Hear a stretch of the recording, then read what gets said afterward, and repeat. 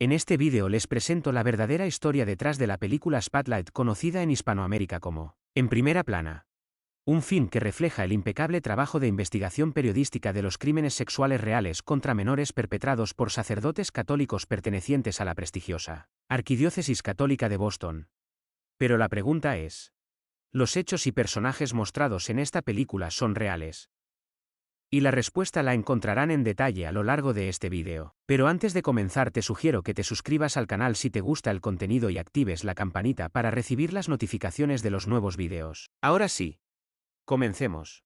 En la película el diario de Boston Globe contaba con un equipo de investigación periodística llamado Spotlight, que estaba formado por los periodistas Michael Recendes, que antes de esta investigación había cubierto política presidencial, estatal y local y cumplió un rol como corresponsal nacional itinerante dentro del equipo durante 10 años. Sacha Pfeiffer, que en esa época cubría información judicial, industria legal y el sector sin fines de lucro. Matt Carroll, autodenominado como un fanático de los datos de origen irlandés que asistía a la parroquia de su barrio en Boston todos los domingos y era sobrino de una monja. Estos datos nos dicen que su relación con la iglesia era bastante estrecha. Walter V. Robinson, director del equipo Spotlight en 2001, destacado editor y periodista corresponsal de la Casa Blanca y corresponsal extranjero. Y el nuevo editor del Boston Globe, en ese momento, Martin Baron, que en julio de ese año había pedido al equipo investigar la problemática de los abusos sexuales en la famosa Arquidiócesis Católica de Boston. Tanto el nombre del periódico como los nombres de los personajes y sus cargos en la redacción de dicho diario corresponden a los protagonistas de la historia real, así que en este sentido es fiel a los hechos. Continuemos. El comienzo de la película nos presenta una escena ambientada en la ciudad de Boston en 1976, cuando en la comisaría del Distrito 11 se retiene detenido al padre Geoghan, con presencia del obispo, un menor presuntamente víctima de Geoghan, su familia, y un periodista al que los agentes echan del edificio. Inmediatamente una elipsis nos sitúa en el año 2001, cuando el recién llegado y nuevo editor del Globe propone al equipo Spotlight investigar los casos de abusos sexuales de la Arquidiócesis de Boston. El inicio de la investigación sobre los abusos de miembros de la Iglesia Católica ocurre a las 10 de la mañana y 30 del 30 de julio de 2001, en la primera reunión editorial de Martin Baron como máximo editor del Boston Globe, con sus responsables de sección. En la mente de Bastón estaban, entre otras cosas, una columna publicada en el Globe el día anterior escrita por Eileen McNamara, que hablaba sobre John Geoghan, un sacerdote católico retirado quien presuntamente había abusado sexualmente a más de 100 niños. Los datos entre el artículo real de Eileen McNamara y las escenas de la película sufren algunas variaciones. Si bien en el artículo real se habla de abusos por parte de Geoghan a más de 100 niños y de 25 demandas de abuso por sus respectivas víctimas al citado sacerdote, en la película se habla de que Geoghan abusó de niños durante los últimos 30 años. En el artículo se expone que el cardenal Lapp transfirió a Geoghan a distintas parroquias entre 1985 y 1993, pero explica también que, según documentos judiciales, figuran casos desde 1973 y que algunos padres de víctimas se remontan incluso una década antes, lo que nos indica que las cifras de los 30 años de abusos sexuales expuesta en la película se queda corta ante los hechos reales. Spotlight había descubierto una historia mucho más grande de lo esperado, a través de la revisión de documentos y las conversaciones con víctimas y los abogados de estas. Y de la Iglesia, Michie Garabedian y Eric McLeish ya habían encontrado evidencia que sugería que decenas sacerdotes habían abusado a niños, y que la Iglesia no solo intentó encubrir sus crímenes, sino que al trasladarlos a nuevas parroquias también les permitió seguir cometiéndolos. Con los datos obtenidos hasta ese momento, los periodistas de Spotlight presumieron que habría numerosas víctimas que podrían estar dispuestas a identificar a sus abusadores. Buscando la forma de localizar a esas víctimas, tomaron contacto con una asociación denominada Supervivientes de Abusados por Sacerdotes. El director de esta asociación era Philip Saviano, un personaje importante dentro de la narrativa de la película de referencia y de la historia real.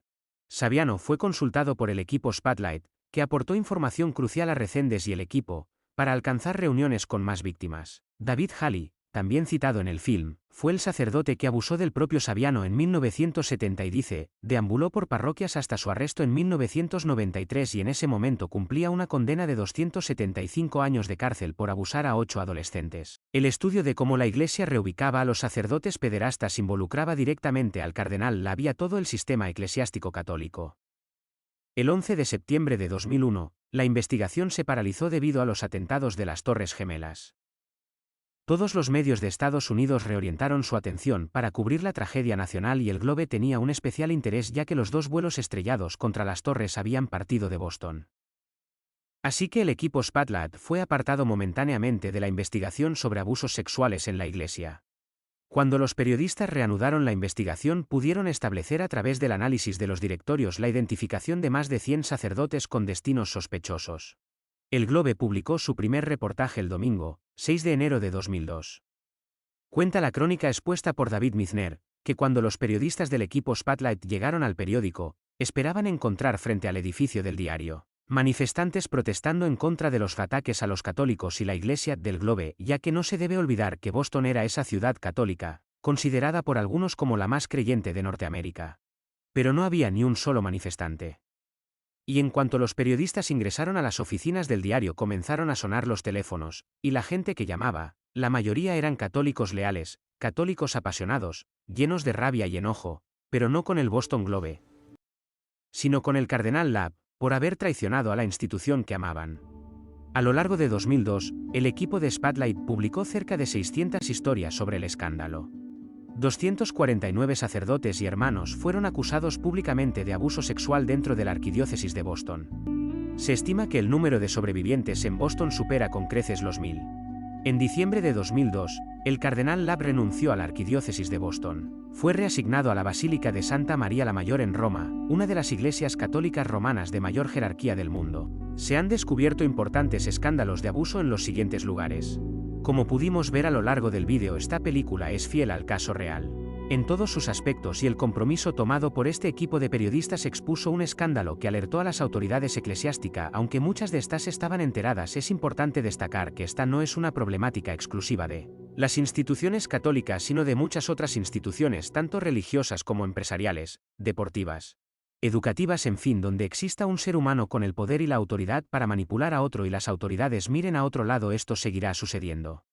Si te ha gustado el contenido del canal, no olvides suscribirte y activar la campanita para recibir las notificaciones de los nuevos vídeos. Muchísimas gracias por darte una vuelta por el canal. Hasta la próxima.